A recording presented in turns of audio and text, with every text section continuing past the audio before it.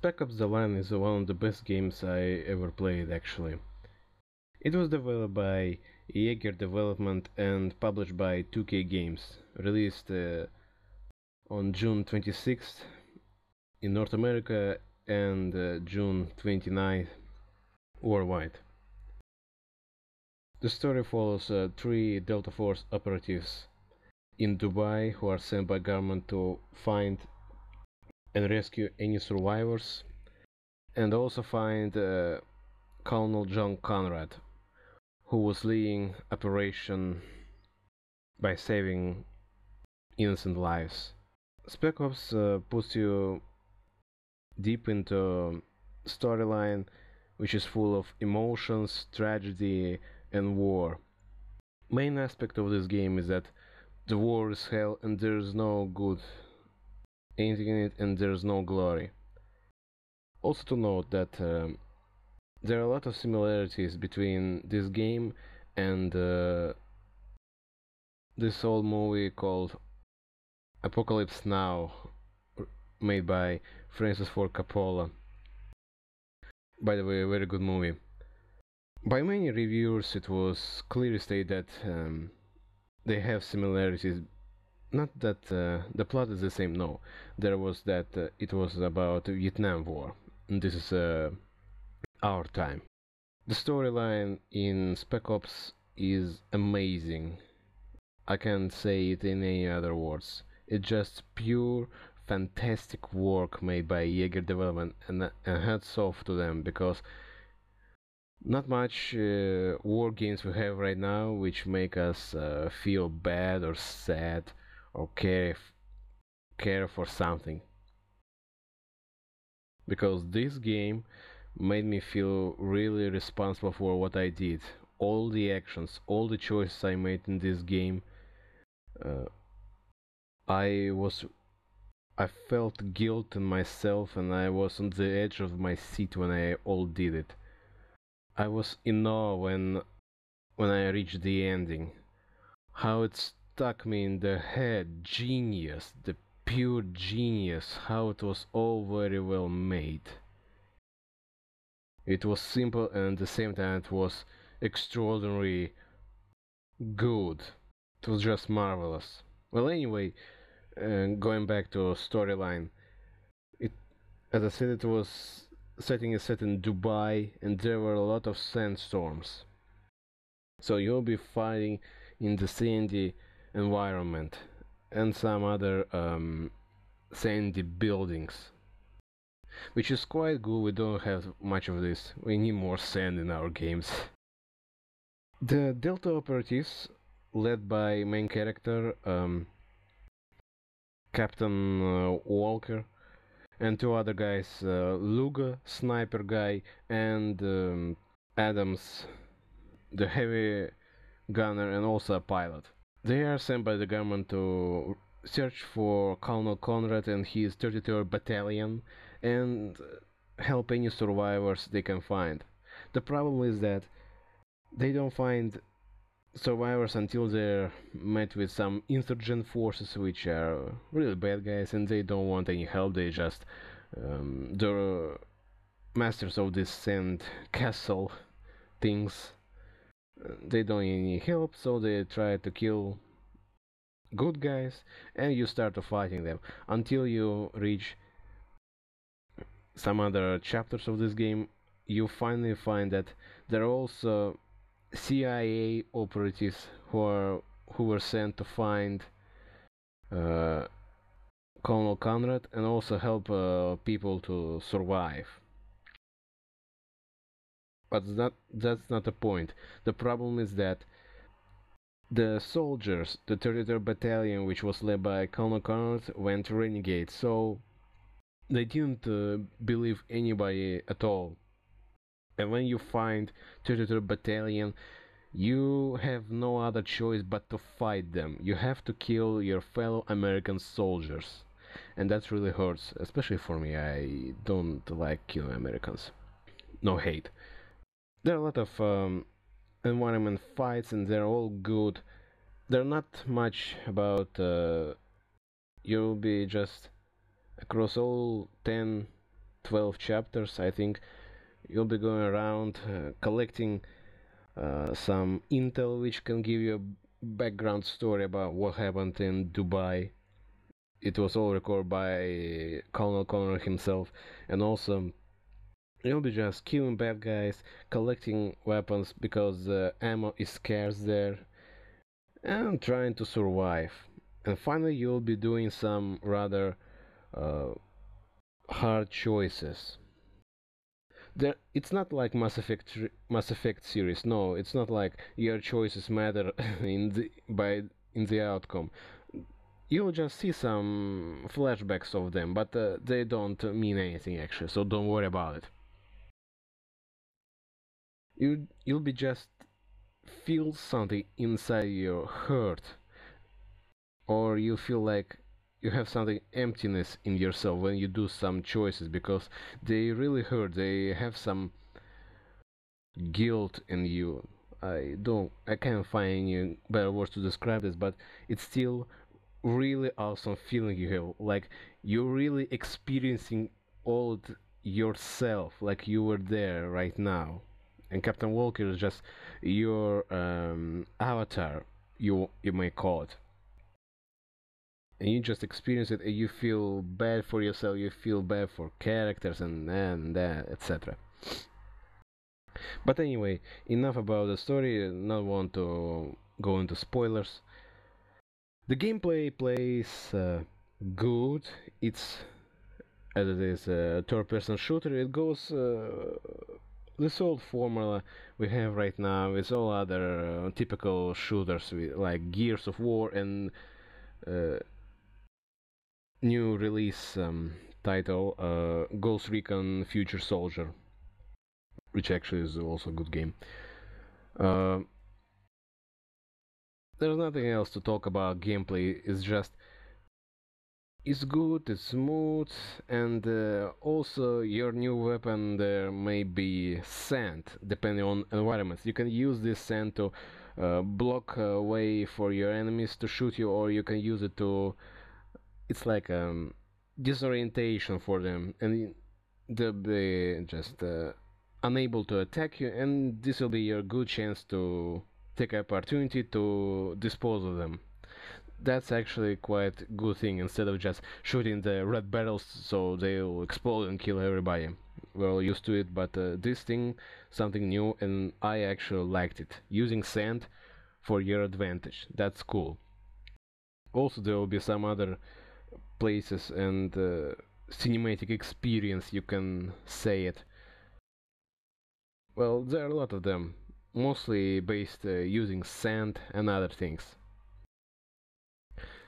Talking about soundtrack and music, the original score for Spec Ops is really sad, motivation, disturbing, and as I said before, it makes you feel empty, guilt, and sad and stuff. But when you're having a fight, when you're having some battle with your enemies, the music they added is quite good actually. It's all Vietnam style music.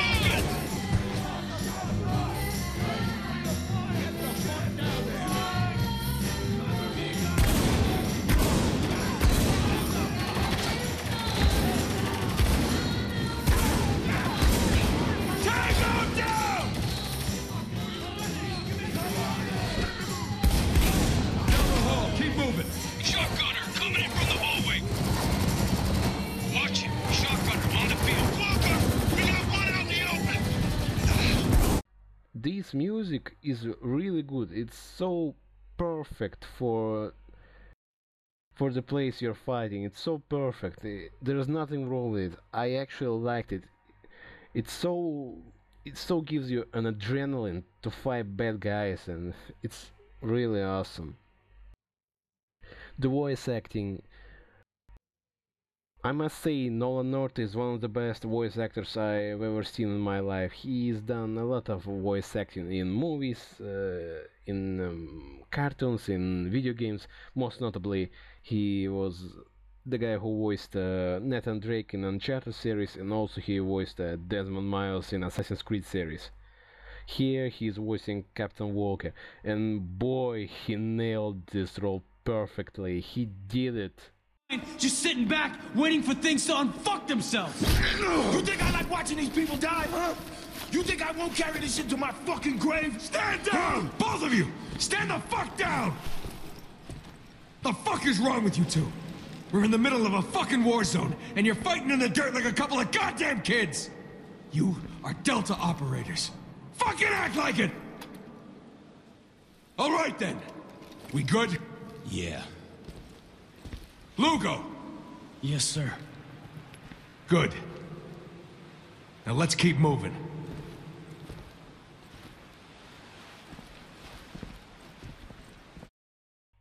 Very good, very awesome, and I feel emotions in his face, how he said things, how he all done it. It was really, really awesome. I can't describe how happy I was to play in the game and hearing all these emotions from him. It was really great. Nolan North is one of the best voice actors I've ever seen, and hats off to him. He is great. He nailed it. As I said, it's really a good one. And another voice acting also very good, because the tense and because you're in the war zone, because there are some sacrifice you have to make and the choices. It all goes back to this. Voice acting is plain perfect. There's nothing bad with it.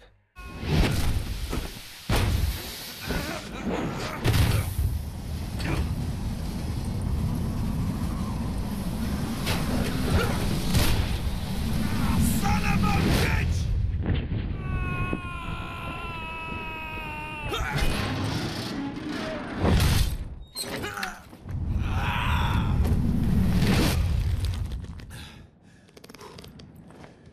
Shit! I am very proud of this aspect, so yes, that's all I can say about it. The multiplayer, we have this, there are two teams, and there are only 8 players in any game room can be. You put 4 versus 4 players, and there are about 7 different maps to play. You can upgrade yourself, rack up on experiences, and unlock new weapons, new outfits for yourself, and new perks, much like Call of Duty style. But this is much better. Also to note, while you play multiplayer, any game mode, and in open environment, sometimes the sandstorm will occur during gameplay, and it will make the game and the battle more intense, and at the same time more hard to win or lose depending on your situation. So that's a really good thing, because you need something like this in unexpected in any game mode. You have about 3 or 4 different game modes. Too bad, but still they're good.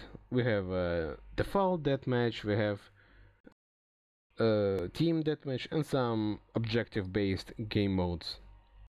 That's all good, nothing wrong with them. I'm fine and I like them very much. The main thing is also, as I said, experience and upgrading yourself, so you'll become much better. The flaw of this multiplayer is the same, maybe because the gameplay mechanics works. You can hide behind walls and wait just for your enemy to run past you, and you just pop out from the wall and you kill him. That's the worst thing about multiplayer, because you'll be spending most of your time camping or sitting behind wall just to see your enemy and taking your chances just to shoot him down. You won't be just running around in circles to find him, no, you'll be just sitting in one spot to, to guarantee you're winning in this battle. That not always happens, but still it's a bad point of this game. And that's actually all the bad things I can say about it. The graphics looks good, there's nothing bad with them. Yes, maybe there are some textures not working right, or maybe some glitches. Yes, it may happen in the game, but it can happen in any game actually, so don't bother so much. You just need to enjoy the storyline and multiplayer if you can. Also, another flaw I found playing is that your teammates, when you have the ability to order them to attack or do something, sometimes things happen that they don't do anything at all. They're just sitting in one spot and can't even throw a grenade or shoot your enemy down. And that's actually really bad if you're trying to achieve something. Even on the hardest difficulty, you will use some of your teammates to help to draw fire on them, at least to do all your work yourself. That's all you're actually doing. Um, they're just drawing fire on themselves and you do all the hard job. That's the sad truth. And sometimes they can even glitch or stuck in the walls and they won't go anywhere. But that's not the case. They'll come out eventually until you reach the next checkpoint. Problem is that they won't do a thing to help you in any situation. Yes, they can sometimes be useful, but not always. Maybe only on easy difficulties, but still, it's really hard to command them and make something good out of them. Well, anyway, in conclusion, to say that Spec Ops: The Line is a very good game. You need to give it a shot, and I want to give it the 8 out of 10 score. I give it 8 only because for these little tiny problems it has with multiplayer. It's not very, because of the way how people play it. They'll be just camping around, and in single player mode your teammates are almost useless. That's the bad thing.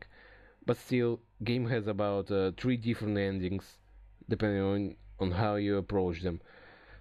It has gore, it has frustration, it has sadness, care, like if you can do it, and other things. Very amazing storyline, very good acting, very good soundtrack, very good gameplay eventually.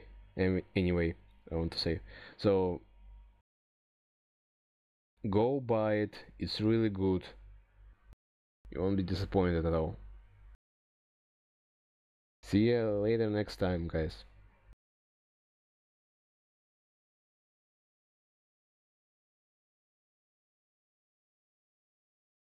Fucking act like it!